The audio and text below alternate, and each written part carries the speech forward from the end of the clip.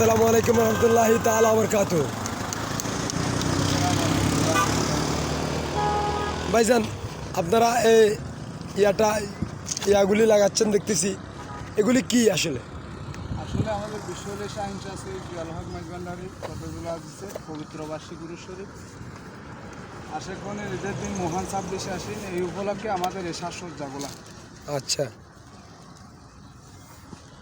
প্রত্যেক শাখা কমিটি এই ধরনের সাজসজ্জা করে থাকেন। আমরাও প্রতি বছর করি।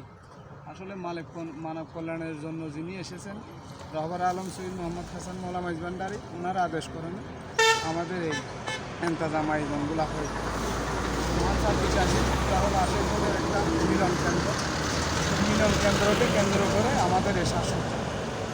আচ্ছা, আপনারা কি জর্জের জুলুসে ঈদে মিলাদুন্নবী উদযাপন করেন?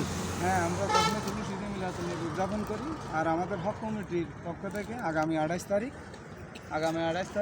এই জুলুস ঈদে মিলাদুন্নবী পটিয়াতে আয়োজন করা হয়েছে। প্রত্যেক শাখা কমিটি দাওয়াত দিবে। আলহামদুলিল্লাহ আলহামদুলিল্লাহ। মানে কি যদি দয়া করে উপস্থিত হওয়ার চেষ্টা করবো, আমাদেরকে দয়া করে।